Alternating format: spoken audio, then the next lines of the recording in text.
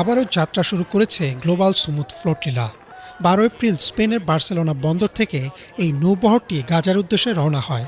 ফিলিস্তিনিদের প্রতি সংহতি প্রকাশ এবং গাজার ওপর আরোপিত ইসরায়েলের অমানবিক অবরোধের বিরুদ্ধে শুরু হয়েছে এই বেসামরিক সামুদ্রিক অভিযান।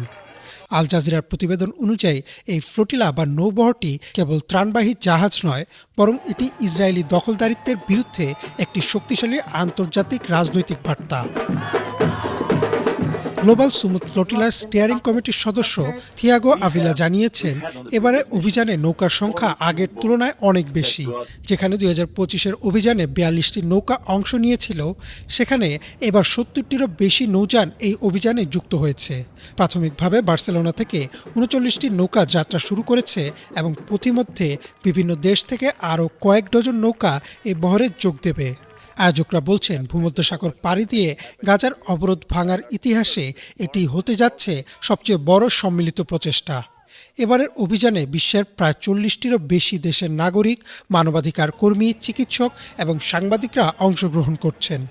আনাদোলু এজেন্সির তথ্যমতে এবারের অভিযানে অংশগ্রহণকারীদের সংখ্যা গতবারের তুলনায় প্রায় দ্বিগুণ। 2025 সালে গ্লোবাল সুমুদ ফ্লোটিলা যখন গাজার কাছাকাছি পৌঁছানোর চেষ্টা করেছিল, তখন ইসরায়েলি নৌবাহিনী আন্তর্জাতিক জলসীমায় সেগুলোকে বাধা দেয়।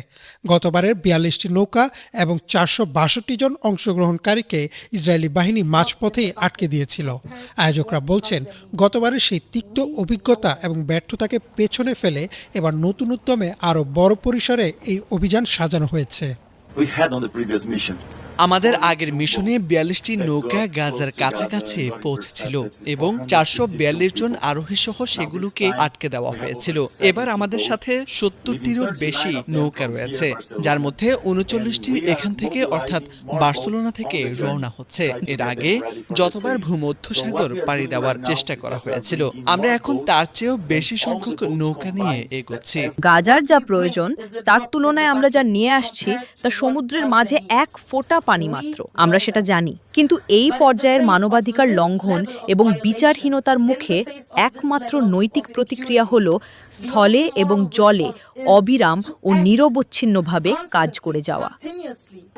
বার্সেলোনা থেকে রওনা হওয়া এই নৌবহরটি ঠিক কবে নাগাদ গাজা উপকূলে পৌঁছবে তা অনেকাংশেই নির্ভর করছে সমুদ্রের আবহাওয়া এবং পথে নতুন করে যুক্ত হওয়া নৌকাগুলোর উপর। মিডল ইস্ট মনিটরের তথ্য অনুযায়ী সমুদ্র উত্তাল থাকায় ফ্লোটিলাটি ধীরে ধীরে অগ্রসর হচ্ছে এবং চলতি সপ্তাহের শেষ নাগাদ আন্তর্জাতিক জলসীমায় প্রবেশ করতে পারে। তবে গাজা অভিমুখে পৌঁছতে আরও বেশ কিছুদিন সময় লাগতে পারে বলে ধারণা করা হচ্ছে। এদিকে ইসরায়েল প্রতিবারের মতো এবারও এই ফ্লোটিলাকে একটি উস্কানিমূলক পদক্ষেপ হিসেবে বর্ণনা করেছে। অতীতে এমভি মাভি মারমারা এবং অন্যান্য ফ্লোটিলার ক্ষেত্রে ইসরায়েল যেভাবে সহিংস সামরিক শক্তি প্রয়োগ করেছিল, এবারও তার পুনরাবৃত্তি হওয়ার আশঙ্কা রয়েছে। নতুন এই ফ্লোটিলায় গ্রিনপিস, স্পেনের মতো বড় সংগঠনগুলোর সংহতি প্রকাশ করেছে। গাজার অবরোধ ভেঙে মানবাধিকার প্রতিষ্ঠার এই লড়াইকে তারা পরিবেশগত ন্যায় বিচারের সাথেও তুলনা করেছেন। গ্লোবাল সুমুদ ফ্লোটিলার এই যাত্রা কেবল গাজার মানুষের জন্য খাদ্য বা ঔষধ বয়ে নিয়ে যাচ্ছে না, বরং এটি আন্তর্জাতিক সম্প্রদায়ের কাছে একটি প্রশ্ন ছুড়ে দিচ্ছে, কবে শেষ হবে এই অমানবিক অবরোধ। ইমরান মাহমুদ, বাংলা ভিশন।